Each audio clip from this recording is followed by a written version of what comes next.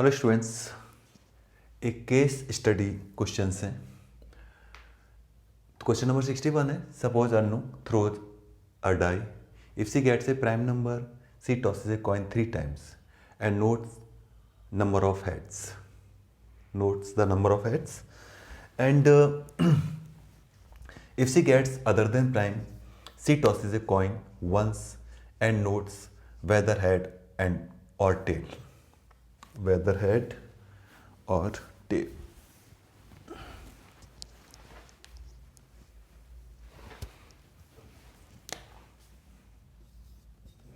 और tell even getting prime, ये suppose किया गया है, क्वेश्चन में दिया हुआ है इवन है गेटिंग प्राइम, E2 है getting non prime, A is event getting exactly one head.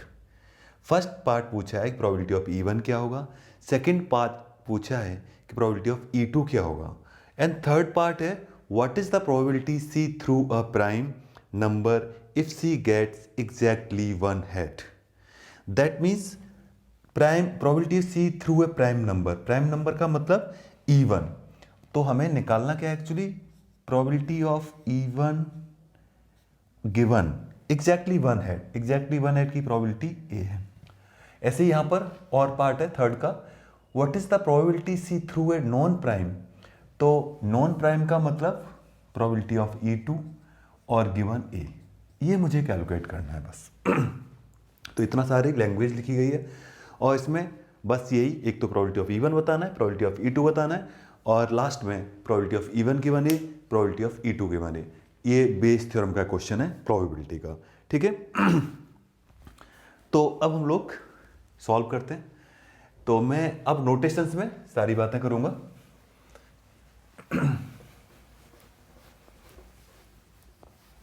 जिन लोगों के पास फॉर्मूले नहीं है वो चैनल पर कम्युनिटी से डाउनलोड कर सकते हैं, ठीक है।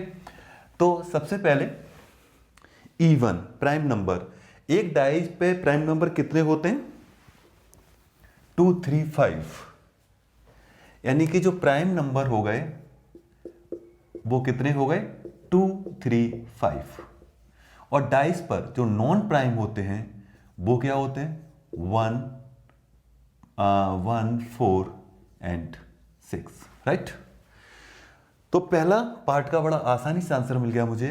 हाँ, टोटल जो सैंपल स्पेस होगा वो क्या होगा, एक डाई पे बताइए, 1 2 3 4 5 6, ठीक है। तो प्रोबेबिलिटी ऑफ इवन हुआ वो कितना हो गया, 3/6, यानी कि 1/2। Second part probability of E2 कितना हुआ, सेम 3/6 विच इज 1/2, क्योंकि E2 में भी 3 है, राइट। अब बात करते हैं what is the probability she threw a prime number if she get exactly one head. अब एग्जैक्टली वन हेड जो एक्सपेरिमेंट है वो क्या है, अब मैं वो समझाता हूं। दो पार्ट के आंसर तो हमारे पास हो गए, तो ये दोनों 1 1 मार्कर थे। अब जो थर्ड पार्ट है उसके लिए, अगर ए गिवन इवन का मतलब है कि जो उसने एक्सपेरिमेंट किया उसमें प्राइम नंबर आया, तो वो क्या करेगा, कॉइन को 3 बार टॉस करेगा। तो कॉइन को जब हम 3 बार टॉस करते हैं तो वो कह रहा है कि एग्जैक्टली वन हेड।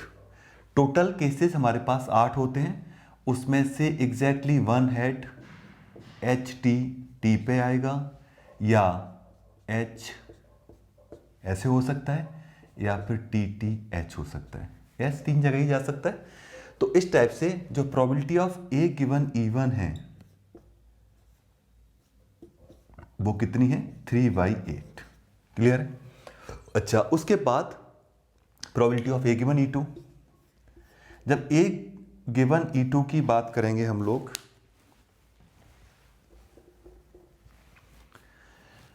हाँ, ए गिवन E2 का मतलब जब नॉन प्राइम आएगा, अगर हम नॉन प्राइम आता है तो उस केस में वो क्या करेगा, ए गिवन E2 के लिए नॉन प्राइम आएगा तो एक बार कॉइन को टॉस करना है, यानी सैंपल स्पेस में उसके पास क्या होगा, हेड और कॉमा टेल, ठीक है। अच्छा, अब ई गिवन E2 में सिर्फ हेड आ गया, H हुआ मेरे पास, तो probability of A given E2 मतलब 1/2, ठीक। अब उसने पूछा है, पहला थर्ड पार्ट था कि प्रोबेबिलिटी ऑफ E1 गिवन ए, ठीक है।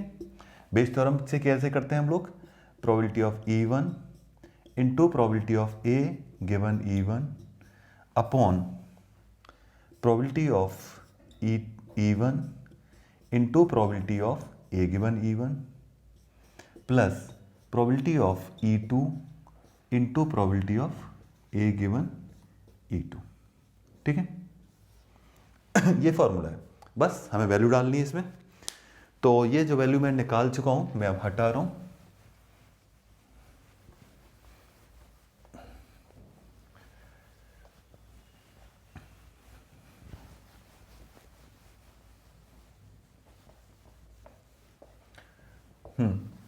तो क्या हो जाएगा, probability of E1 given A, E1 का मतलब 1/2, ए गिवन E1 मीन्स हमने निकाला था ए गिवन E1 कहाँ गया, 3/8 एंड 1/2 3/8 प्लस 1/2 1/2, राइट। एक 1/2 में हटा देता हूँ, कैंसिल हो गया, तो मेरे पास क्या बचा, 3/8 अपॉन, यहाँ 4 का मल्टीप्लाई कर देते हैं ऊपर नीचे, तो मेरे पास हो जाएगा 4 + 3 7/8, राइट। 8 से 8 कैंसिल, तो 3/7 इसका आंसर है। समझ में आ गया।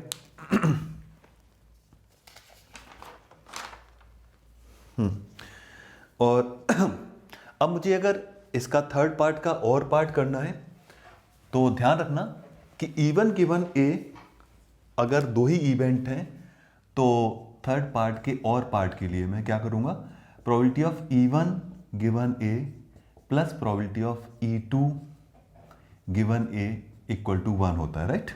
E1 गिवन ए हम निकाल चुके हैं, कितना था, 3/7, तो 3/7 plus probability of E2 given A equal to 1, यानी कि जो probability of E2 given A equal to कितना आ गया, 4/7, ठीक है। तो ये थे इस क्वेश्चन के सारे आंसर। अगर आपको थर्ड पार्ट का और निकालना है डायरेक्ट, तो probability of E2 into probability of A given E2 upon नीचे टोटल सेम रहेगा, ठीक है। तो तब भी तुम्हारा 4/7 आएगा answer. Okay, thanks for watching.